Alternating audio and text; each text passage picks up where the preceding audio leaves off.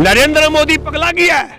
वो उसके गोदी में करे टायरर ट्रैक्टर बोले। पूरा संघ परिवार को घबराया हुआ है, घबराहट है, हमारे ट्रैक्टर से टायरर हो गया, डर है उनको। नहीं, इनको खट्टर को और योगी आदित्यनाथ को उठाकर कुर्सी से हटाकर सुप्रीम कोर्ट हमारे किसानों के आंदोलन पूरा होने तक हथकड़ी लगा जेल में डलवा रहा है। ये दुर्भाग्यपूर्ण बात हूं। ये कृषि प्रधान देश है। खेती के बगैर देश में ना अन्न होगा, ना उद्योग चलेंगे, ना व्यापार होगा, ना इंडस्ट्री चलेगी और ना आपका ट्रांसपोर्ट सिस्टम रहेगा। अरे नालायकों, कुछ तो समझो। सुप्रीम कोर्ट में झूठा हल्फनामा दिया मोदी सरकार ने 3 काले कानून तैयार करने के विषय में। क्या आप धृतराष्ट्र बने रहेंगे? नमस्कार, मैं हूं देव। इस समय आप देख रहे हैं लोकतंत्र टीवी। इस समय हमारे साथ भूपेंद्र रावत जी मौजूद हैं। 26 जनवरी को लेकर किसानों की क्या तैयारी है, जो दिल्ली में कहा जा रहा है कि 6 लाख से ज़्यादा ट्रैक्टर दिल्ली जानी है। आइए भूपेंद्र जी से जानने की कोशिश करें, क्या लग रहा है भूपेंद्र जी, किस तरीके से देख रहे हैं 26 जनवरी जो ट्रैक्टर पैरेड है?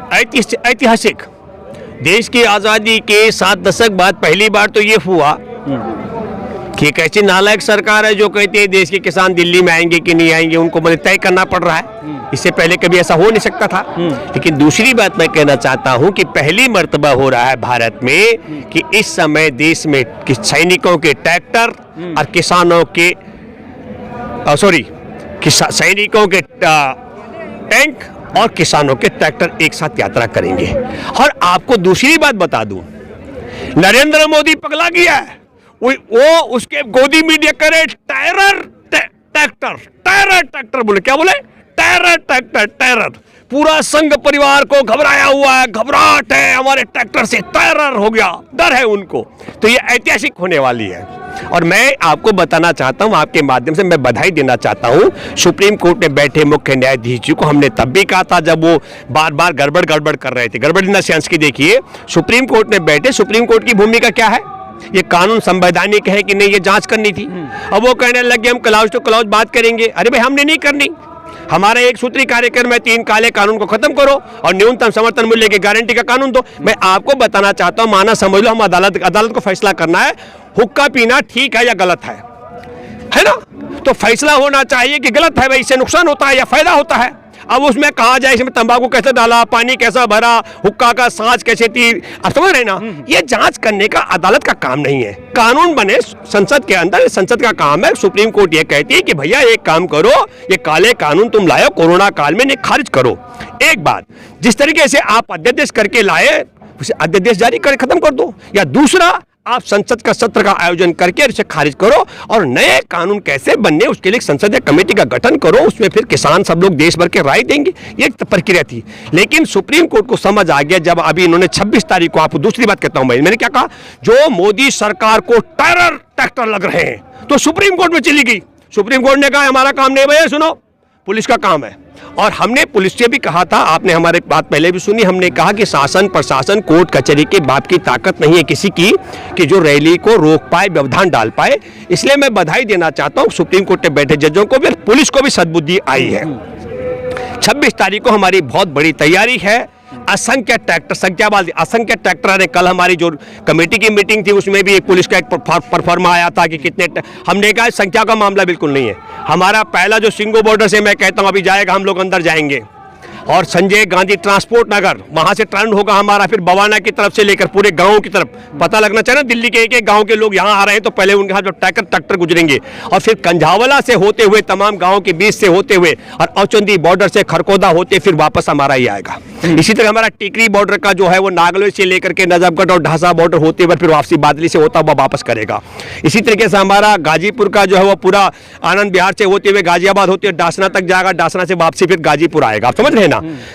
बड़ी बात यह है, मैं एक बात, दूसरी जो तैयारी, सबसे बड़ी तैयारी हमारी क्या है? सबसे बड़ी तैयारी हमारी है, हमारा किसी भी तरीके से जो हमारा चल रहा है जुलाई से लेकर अब तक, आज हमारे साथ सामाजिक कार्यकर्ता से लेकर सुप्रीम कोर्ट और सुप्रीम कोर्ट से लेकर संयुक्त राष्ट्र क्यों खड़ा है? क्योंकि हमारा आंदोलन अहिंसक है।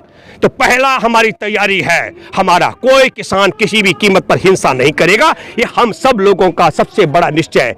ये जो हम लोग बैठे हुए हैं सिंगू बॉर्डर से गाजीपुर, आपको क्या, ये हमारा धरना थोड़ी है, अरे पड़ाव है हमारा। सरकार ने हमारे रास्ते ब्लॉक कर रखे हैं और हम अहिंसक तरीके से बैठे हुए। मैं आपको बता दूं, यहाँ एक ही हुआ ऐसे, उन्होंने कहा हम 1 मिनट में दिल्ली पहुंच सकते हैं, लेकिन नहीं, हमने तय किया है कि सरकार अगर तुम पड़ाव के बीच में से रास्ता हटाओगे तो हम आगे बढ़ेंगे। तो पहला बात हमारी पहली बात क्या है, अहिंसक तरीके से हम लोग बैठे हुए हैं। और कुर्बानी का अगर मैं बात करूं, 125 से ज्यादा शहादत हो चुकी है। शहीद आजम भगत सिंह, अशफाकुल्ला खां की तरह, बिस्मिल्लाह की तरह हमारे लोगों में देह त्याग का जज्बा है। तो गांधी की तरह अहिंसा के मार्ग पर चलते हुए शहीद आजम भगत सिंह की तरह शहादत देते हंसते हुए देने के लिए लाखों लाख किसान तैयार है। एक बड़ी जीत। इसलिए पहली तैयारी है। दूसरी तैयारी हमारी है कि हमारी इसमें बहुत झांकियां भी शामिल हो रही है। तीसरी, क्योंकि इस पूरे इलाके का जो मैंने जिक्र किया, यहां दिल्ली देहात के लोग बड़ी संख्या में हमारे किसानों के स्वागत के लिए उमड़ने वाले हैं, ये समझ लीजिएगा। और ये मैंने जो आपको तीनों रूट बताए हैं, इसके अलावा हरियाणा के जो पहाड़ हमारे शाहजहांपुर और बाकी 2 और धरने का रूट चलेगा, उसका मैंने जिक्र नहीं किया है। वो भी थोड़ा दिल्ली एक जुलूस दिल्ली टच करने वाला है। एक सवाल का जवाब दे दीजिए। जी। दिल्ली के पेट्रोल पंप पे एक जो है फोटो वायरल तेजी से हो रहा है, जिसमें लिखा है कि ट्रैक्टरों में पेट्रोल या डीजल नहीं डाली जाएगी, साथ ही बोतल में भी डीजल नहीं दिया जाएगा। ये रोकने की एक बड़ी मुहिम नहीं लगती है? देखिए, आप पहले समझ लीजिएगा, एक जो आप लोग कहते हैं ये वीडियो वायरल हो रहा, कहीं चिट्ठी हो रही है। कल हम लोग की मीटिंग में बैठे थे, वहां एक चिट्ठी आ गई कि साहब योगी आदित्यनाथ ने चिट्ठी दे दी। अरे भाई, एक बात हम समझते हैं, पहली बात समझ लीजिएगा, अगर ये स्थिति ये करेंगे कि हमारे को डीजल नहीं देंगे, आप समझ लीजिएगा, तो डीजल तो ऐसा तो है नहीं कि इनकी चिट्ठी पे सब लोग मान जाएंगे। अरे भाई, जिसका अगर ये किसानों को डीजल नहीं देंगे तो हम सब लोग उसके यहाँ से पेट्रोल और डीजल भरना बंद कर देंगे। आप थोड़ा समझ लीजिएगा। तो उसका पंप तो वैसे ही जिंदगी भर के लिए ताला लगने वाला है। आप ये सब हवा मत पचाइए। अगर आपके पास प्रमाणिक तौर पर है कि नरेंद्र मोदी या पेट्रोलियम मंत्री ने कोई ऐसा आदेश जारी किया, तो मैं दावे के साथ मैं कह सकता हूं ये सुप्रीम कोर्ट के आदेश का उल्लंघन है। पहला उल्लंघन उन्होंने क्या, 17 दिसंबर को सुनवाई थी, सुप्रीम कोर्ट ने कहा किसानों को आंदोलन का हक है। और आपको मालूम है कि 3 जनवरी को शाहजहांपुर में हमारे किसानों पर 200 से ज्यादा आंसू गैस के बम वर्षा की गई है। तो सुप्रीम कोर्ट के आदेश का उल्लंघन हुआ। आपको मालूम है कि सुप्रीम कोर्ट ने कहा हमें प्रदर्शन का हक है। 100 से ज्यादा किसान नेता हमारे हरियाणा में नजरबंद है। क्यों नहीं? खट्टर पर 3 जनवरी को आंसू गैस के गोले की बम वर्षा कराने के लिए और किसानों को नजरबंद करने के लिए अदालत के अवमानना का मुकदमा चलना चाहिए। योगी आदित्यनाथ ने 50-50 लाख के नोटिस जारी किए, जो किसान आ रहे हैं और किसान नेताओं के घर में पहरेदारी कर रहा है। क्यों नहीं इनको, खट्टर को और योगी आदित्यनाथ को उठाकर कुर्सी से हटाकर सुप्रीम कोर्ट हमारे किसानों के आंदोलन पूरा होने तक हथकड़ी लगाकर जेल में डलवा रहा है? ये दुर्भाग्यपूर्ण बात है। अगर कोई आम व्यक्ति कोई बात करता है तो अदालत के, अरे हमारे वरिष्ठ साथी हैं प्रशांत भूषण सुप्रीम कोर्ट के, उन पर जुर्माना किया 1 रुपए का। और ये नालायक जिसने देशद्रोह का काम किया, खट्टर ने सड़कें खुदवा दी, बड़े बड़े गाटर डलवा दिए, कटीले तार बिछवा दिए और आंसू गैस के पानी के तोप की वर्षा करवा दी सर्दी के मौसम में किसानों पर। उस पर कोई एक्शन नहीं हो रहा यार।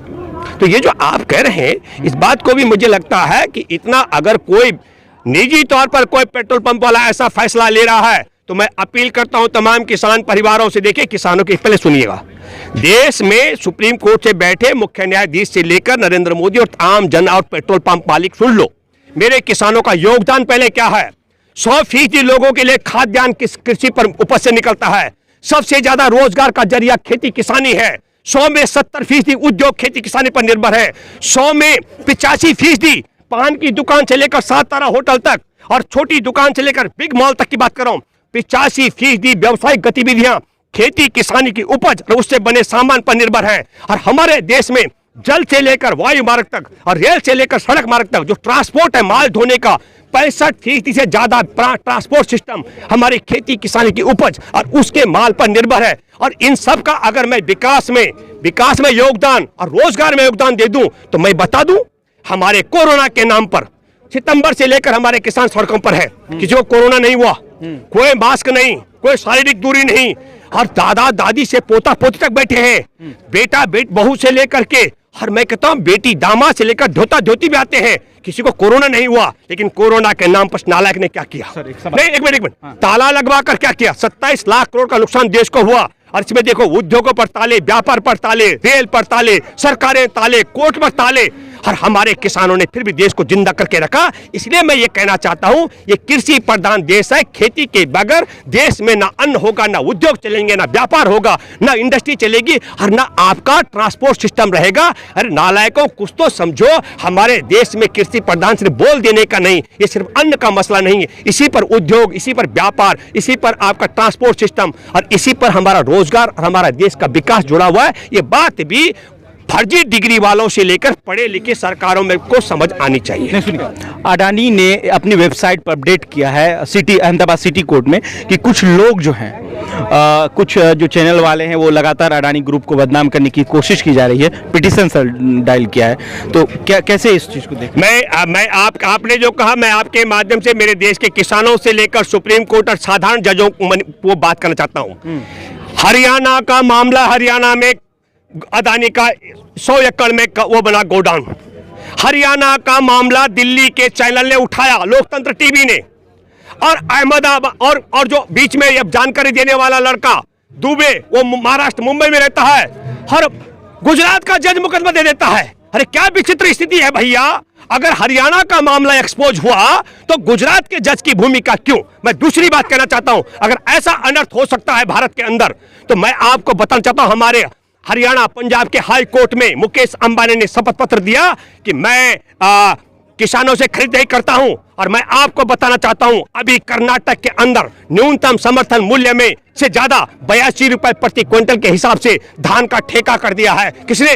मुकेश अंबानी ने। और मैं तीसरी बात कहना चाहता हूं, हमारे देश के अंदर 3 काले कानून को लेकर के मोदी सरकार कहती है कि मैंने सबके साथ हाई सुप्रीम कोर्ट में इन्होंने कहा कि हमने सारे किसान संगठनों से बात की है, तब ये 3 काले कानून बनाए। और आपको बताना चाहता हूं, 11 और 15 दिसंबर को सुप्रीम कोर्ट में जो बोलने के बाद जो सूचना के अधिकार करता है जानकारी आई है, उसमें मोदी सरकार ने कह दिया हमने 3 काले कानून बनाने के लिए किसी से बात ही नहीं की। तो मैं आपके माध्यम से सुप्रीम कोर्ट में बैठे मुख्य न्यायाधीश जी आपसे जानना चाहता हूं, क्या किसान आंदोलन कर रहे हैं और जो ईमानदारी के साथ सच्चाई को उजागर कर रहे हैं, क्या मुकेश अंबानी के पेरोल पर अदालतें उन सच्चाई को उजागर करने वाले सोशल मीडिया के चैनलों पर प्रतिबंध लगाने या डराने का षड्यंत्र करेंगे? इस पर क्या आप धृतराष्ट्र बन के रहेंगे?